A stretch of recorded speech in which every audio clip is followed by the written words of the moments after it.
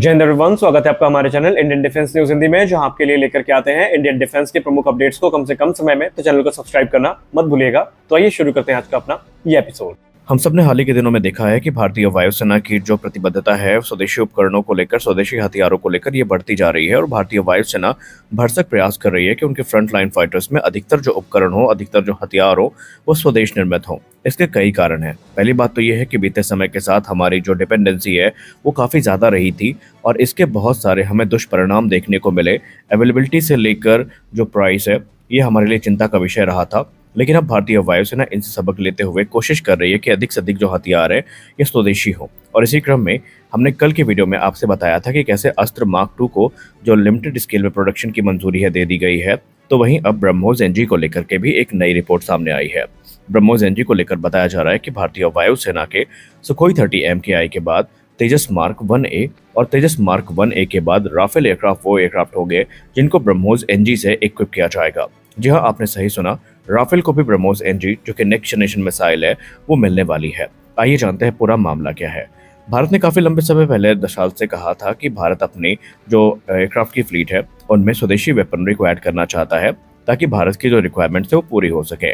और एक लंबे समय तक चले डिस्कशन के बाद फाइनली डसाल्ट एविएशन ने इसकी मंजूरी दे दी है। फ्रेंच मैन्युफैक्चरर ने भारत को आश्वासन दिया है कि वो हर यथासंभव मदद करेंगे भारत को कि वो अपने इंडिजिनस वेपन सिस्टम का इंटीग्रेशन राफेल फाइटर्स में कर सके। अब ब्रह्मोस एनजी की बात करें तो ये ब्रह्मोस के एयर लॉन्च वेरिएंट का ही एक लाइटर वेरिएंट है जो कि सिर्फ 1.3 टन वजनी है। हालांकि इसका जो प्रोडक्शन है वो 2026 में शेड्यूल किया गया है। 26 की शुरुआत में इसके ट्रायल्स आयोजित किए जाएंगे और 26 के अंत तक माना जा रहा है कि इसको प्रोडक्शन में उतार दिया जाएगा और इसका निर्माण लखनऊ में जो नवनिर्मित फैसिलिटी है वहां पर इसका निर्माण किया जाएगा। और आने वाले भविष्य में आप देखेंगे कि सुखोई 30 MKI, तेजस मार्क 1A और राफेल की फ्लीट में ये मिसाइल बड़ी संख्या में हमें देखने को मिलेगी। ब्रह्मोस एनजी पर बात करते हुए ब्रह्मोस एरोस्पेस के अधिकारियों ने कहा कि ये ब्रह्मोस का एक लाइटर वेरिएंट है और कॉम्पैक्ट वेरिएंट है और हमने इस मिसाइल को इस उद्देश्य के साथ बनाया है कि भारत के वो फाइटर एयरक्राफ्ट जो कि भारी भरकम ब्रह्मोस के एयर लॉन्च वेरिएंट को कैरी नहीं कर सकते वो इसको आराम से कैरी कर पाएंगे। ये कंपैटिबिलिटी को शेयर करेगी।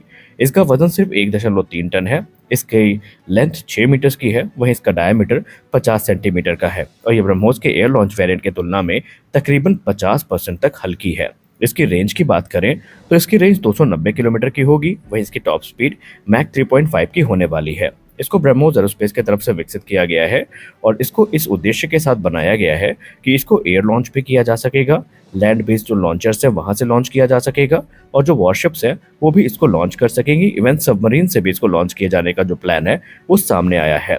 इसका रडार क्रॉस सेक्शन भी काफी कम है और इसमें हमें एडवांस एसा सीकर देखने को मिलेगा जो कि इसकी स्टेल्थ और प्रिसीजन को काफी ज्यादा इंप्रूव करेंगे। ब्रह्मोस एरोस्पेस ने यह कहा कि भारतीय वायुसेना इनिशियली ऐसी 400 ब्रह्मोस एनजी मिसाइल्स की खरीद को लेकर प्रतिबद्ध है जो कि तकरीबन 8,000 करोड़ रुपए की लागत में होंगी।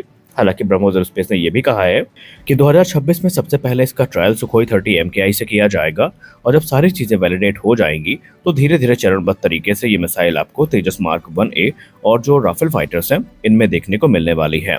आपको याद दिला दें कि ये राफेल M और राफेल C वेरिएंट जो कि भारतीय वायुसेना और भारतीय नौसेना के हैं क्रमशः, इन दोनों में देखने को मिलेगी। और ब्रह्मोस एरोस्पेस का ये भी कहना है कि एक सुखोई 30 MKI अपने साथ तकरीबन 3 ब्रह्मोस एनजी मिसाइल्स को कैरी करने में सक्षम होगा और इसका श्रेय जाता है उसकी हैवी पेलोड कैपेसिटी की। वहीं राफेल को लेकर उन्होंने कहा कि राफेल में अभी तक अगर आप देखें तो यहाँ पर जो स्ट्राइक ऑप्शंस थे वो उपलब्ध होते थे, लेकिन भारत की जरूरतों को अगर आप देखें तो वो उसको पूरा करने में सक्षम नहीं थे, क्योंकि माना जा रहा है कि जो राफेल के साथ वेपनरी ऑफर करी गई है उसमें हमें एक्सोसेट मिसाइल्स देखने को मिलती है जो कि लिमिटेड रेंज के साथ आती है। जैसे कि अगर हम एक्सोसेट की बात करें तो वो सिर्फ 70 किलोमीटर की रेंज ऑफर करती है, तो वह ब्रह्मोस जो है 290 किलोमीटर की रेंज और सुपरसोनिक स्पीड ऑफर कर रही है जो कि राफेल के लिए एक सिग्निफिकेंट अपग्रेड होगा। अब बात करें अगर हम लखनऊ फैसिलिटी की जहां पर इनका निर्माण किया जाना है तो लखनऊ में 200 एकड़ की फैसिलिटी का निर्माण पूरा हो चुका है, जहां पर 2026 से उसे ऑपरेशनल कर दिया जाएगा और प्रति वर्ष तकरीबन 80 से लेकर 100 मिसाइल्स का निर्माण यहां पर किया जाएगा। एचएएल कॉन्फिडेंट है कि आने वाले भविष्य में जो राफेल ऑपरेटर्स हैं उनको भी ब्रह्मोस अपग्रेड का ऑप्शन मिलेगा। इसके लिए ब्रह्मोस एरोस्पेस से बातचीत भी हो चुकी है और बड़ी बात यह है कि सिर्फ ब्रह्मोस ही नहीं बल्कि जो दूसरे इंडियन मेड वेपन सिस्टम है जिसमें अस्त्र मार्क 1, अस्त्र मार्क 2 के लिए जो डसाल्ट एविएशन है वो सोर्स कोड शेयर करने के लिए भी तैयार हुई है। यानी कि हम अब अपने जो इंडियन मेड वेपन सिस्टम है उसको इजीली इंटीग्रेट कर सकते हैं। तो इस वीडियो में बस इतना ही, मिलते हैं अगले वीडियो में, तब तक के लिए जय हिंद।